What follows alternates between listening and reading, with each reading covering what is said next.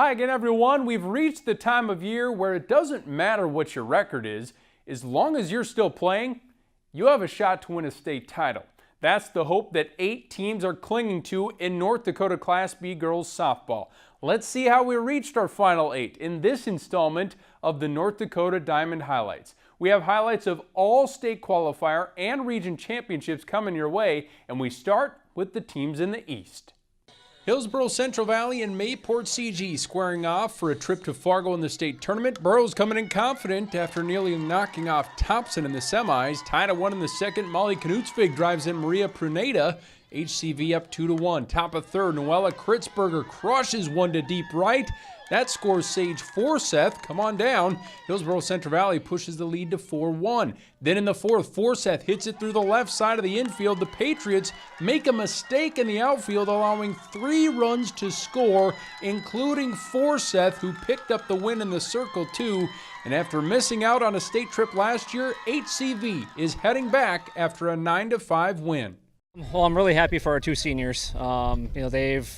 They were the only, they were 2 of the 3 returning starters that we had from last year's squad. So to bring in all those new kids and be able to still have success, that's huge. When we went the first time 2 years ago, I think we were just kind of like full of jitters and nervous about everything. And now going in this one, I think we will be way more relaxed and ready to play. It feels great to be going again. We didn't sadly go last year, but it was really emotional for me because I was really close with all those seniors, but I'm excited to get out there again this year. State qualifier number 2, a battle of shirts of white and pants of blue. The uniforms for Hankinson FCT and Kindred-Richland making this look like an inter-squad matchup. Kindred's Christina Fryer not friendly at the plate. She mashes a hit to deep right, scoring Madison O'Lean for a 1-0 lead in the first. Second inning, Maddie Burchill smacks a triple into right center. O'Lean crosses the plate again to put Kindred-Richland up 5-rip. Still in the second, Abigail McDonald to left center field. One hops it to the fence. Could the Vikings be peaking at the right time? They advanced to state with a 9-6 win. I think really good. We had one bad inning, but we just had to get back into the mindset, and we just came back and we got the bat on the ball, and it's pretty good. You only can do what you can control, right? We only can take care of ourselves no matter who you play. So as long as we come in with some confidence and we stay in the moment and really, really enjoy it, I think the kids are going to feel all right with their performance. Feels pretty good. It's something we've been working for all season, and actually last season at our state we didn't go how we wanted it to, but we're excited to get another opportunity at getting it how we want. Central Cass, the defending state champs, taking on Thompson for the East Region title and the 1 seed in next week's state tournament. Top of the second, Victoria Richter with a quick roller to third, but the throw to first is in the dirt, and a pair of runs come home for a 2-0 Central Cass lead. Can't make mistakes this time of year. Later in the inning, Greta Gibson hits it sharply back up the middle to score Richter, and all of a sudden it's 3-0. Then in the third, cleanup hitter Isabel Lennard with one of her 3 hits on the day. Josie Burr hustles home. Central Cass wins this one 8-4 to claim the region title. I think we did really awesome all the way around. Everybody contributed to the win, so it's good that not just one person doing it, and we can work as a team to be successful. To come back and just be back-to-back region champions and defend, get a chance to go back and defend the state title, it feels really good because our goal every year is to compete for championships, but to just finally reach it is just really, really relieving. We're not going to get too carried away. We're going to focus in on who our opponent's going to be on Thursday, the Thursday of the state tournament, and we're going to have some fun while we do it. I mean, that's the whole thing is these kids got to learn something while they're doing it, but they got to have fun.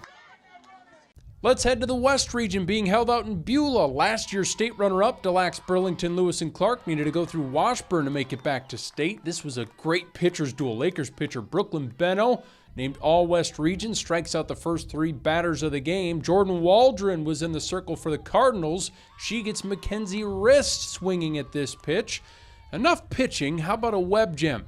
DLB's Maura Mills, nothing is touching dirt on her watch. And after the cameras were off, DLB put up a 10 spot and run ruled Washburn for the victory. The Lakers get a tough Thompson team to open state on Thursday. Bishop Ryan looking to earn their 14th consecutive trip to state, facing Kenmare Bowbells MLS. The Hawkers took a 4-3 lead into the second, but the Lions roar back with a huge rally. Nora Kramer up the middle, plates 2 for a 5-4 Bishop Ryan lead. A few batters later, Celie Roervig keeps the scoreboard operator busy. This ball lands safely in right. Roervig turns that into an RBI triple. She was named All-Region. Then it's Janie Savacool settling in and getting the much-needed strikeout against Bryn Lawson. But the inning isn't over, and neither is the scoring. Sloan Hawk goes 5-hole on Savacool for 2 more runs. It's 10-4 Bishop Ryan. The Lions are heading back to state with an 11-8 victory. They'll open against East top seed Central Cass. The championship came down to Velva-Drake-Anamoose in Heart River. First inning, Abby Kessel has done a great job pitching all tournament for the Cougars, and she gets a big strikeout against Chloe Bordeaux in the first inning. It didn't take long for the Cougar bats to come alive. 1-0 lead when Jersey Filkowski. How about another between-the-legs base hit? This time it's past the first baseman. A run scores. 2-0 Heart River. Olivia Passett trying to find her groove for the Aggies. She fans Matea Binstock, but there was no keeping the Cougar bats quiet. Kessel helping her own cause with a sharp hit to right. Filkowski scores. Heart River up early, and the Cougars never look back en route to the 12-1 win. Heart River will take a 21-1 record into state and will play Kindred-Richland in the quarterfinals. Velva draws a date with Hillsboro-Central Valley. So the bracket is set for what should be a thrilling 3 days at the state tournament in Fargo next Thursday to Saturday. It will be the first high school state tournament to be played on NDSU's new turf field at the newly renovated Thoraldson Park. And for those who haven't been to the ballpark yet, you are in for an absolute treat. I think players, coaches, fans, and media are going to absolutely love being at that complex. It'll be a fun couple of days. Good luck to all the teams. We'll have a preview of state next week. Until then, enjoy these Diamond highlights from our Midco Sports Network crew.